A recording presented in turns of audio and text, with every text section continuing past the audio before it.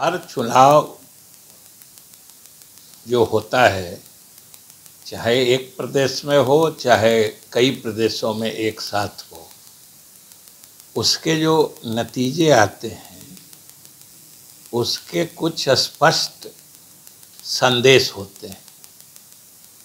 और ये कल जो नतीजा आया है, 5 राज्यों में चुनाव हुआ था, उसके 4 राज्य के तो नतीजे आ चुके हैं। उनसे भी एक स्पष्ट संदेश दिख रहा है और वो महसूस हो रहा है कि ये जो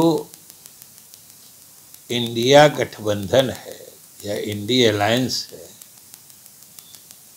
इसके जो अलग अलग घटक दल हैं उनको ज़्यादा समझदारी से और सामंजस्य से काम करना होगा, ये स्पष्ट संकेत है। और ये भी पूरा देश जानता है कि इन चुनावों में भी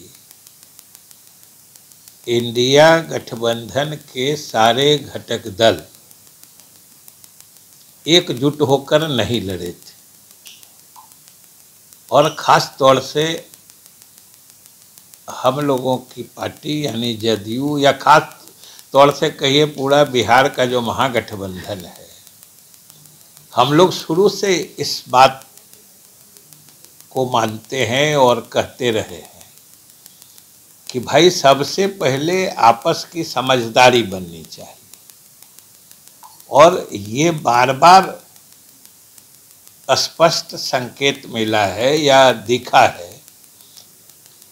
कि अगर सारे जो दल हैं, विपक्षी दल एकजुट हो जाते हैं तो भाजपा परास्त हो जाती है, और एकजुट नहीं रह पाते हैं तो भाजपा नहीं परास्त होती है। तो इसलिए ये सारे दलों को विचार करना होगा। और अभी 6 तारीख को जो गठबंधन की बैठक है इंडिया अलायंस की,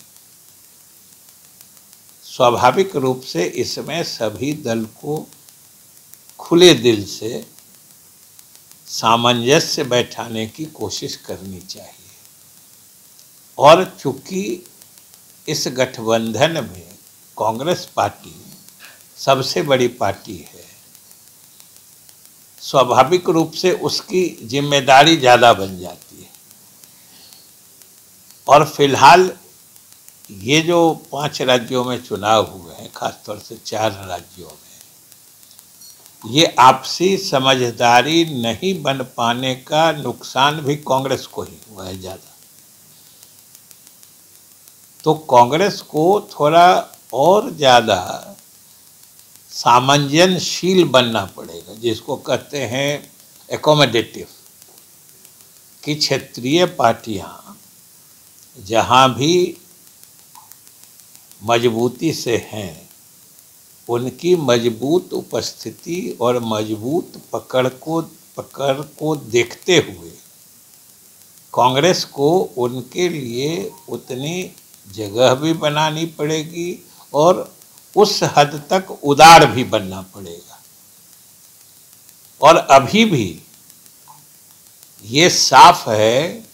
कि अगर सभी विपक्षी पार्टियां जो इस गठबंधन के बनने से पहले से ही स्पष्ट है,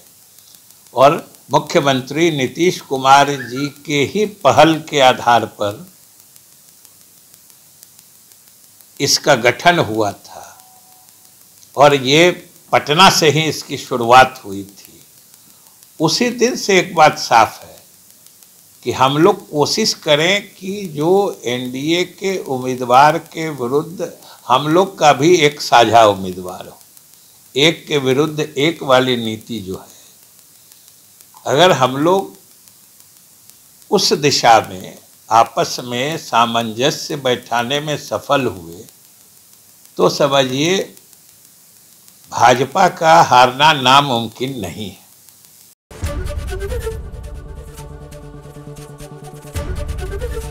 एबीपी गंगा, खबर आपकी, जुबान आपकी।